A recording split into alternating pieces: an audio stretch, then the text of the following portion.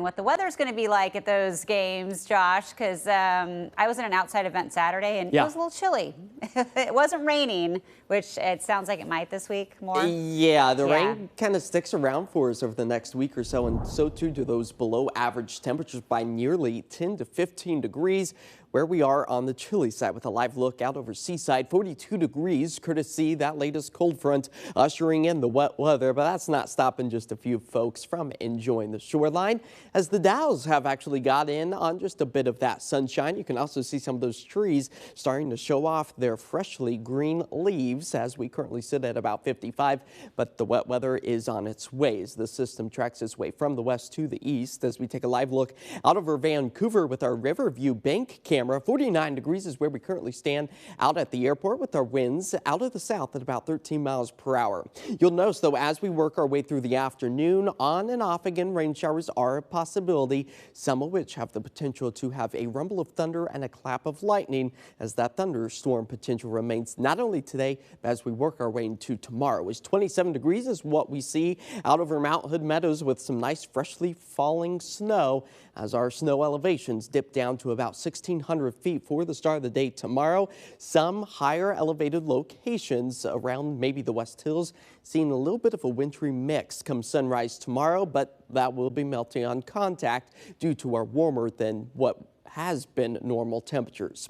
As far as the wet weather goes right now, seeing that cold front push its way onshore, it's already moved through the I-5 corridor. Now we're just seeing some of that residual moisture push its way in on the backside of the front, which is also helping to drop our temperatures as well with those yellows and oranges, a good indication of where the heaviest of the downpours are currently falling.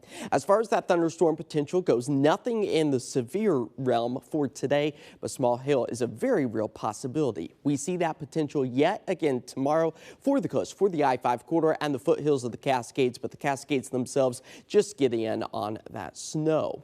As far as our latest storm, it continues to track its way off to the east, impacting the high plains and the Rocky Mountain states as we see a secondary low start to develop just offshore that continues to keep the flow of moisture into the Pacific Northwest and also helps to keep that thunderstorm potential before a third storm takes aim at Western Oregon and Washington. That will only keep the wet weather trend as we work our way into Thursday, not drying out until about Friday or so. So here it is all timed out. There's those southwest winds that continue to kick up. We could see some gusts this afternoon at about 15 to 20, if not even 25 miles per hour. But with these yellows and oranges, this is about 5 o'clock for your evening commute.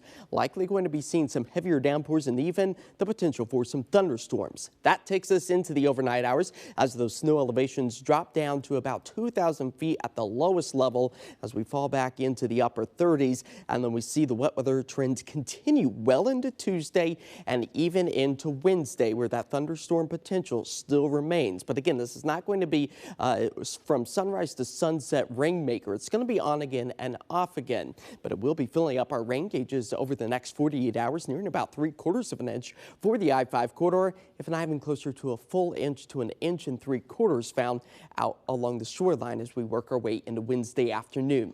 51 degrees was our daytime high today, but we start to tumble as we move through the afternoon hours, courtesy that cold front, eventually ending up in towards the upper 30s tonight. We might see a clap of lightning and maybe a rumble of thunder as we move through the early evening hours. But again, the temperature today starts to fall. Then we gradually warm things back up as we move through the end of the week. That's when the drier skies also return with a mix of sun and clouds by Friday. And this weekend, not only Earth Day, but you can join KOIN News for the Solve event downtown. And I put 65 there for us to give us a little bit of hope that it will be warmer and it will be drier for us. Are you being liberal on that, or is that like a... No, I think that it's probably going to happen. Okay, it just so happens to fall on a day that we would like it to. That we're going to be picking up trash. Yes. Yes, love good weather for that. All right, we'll be right back with more news in a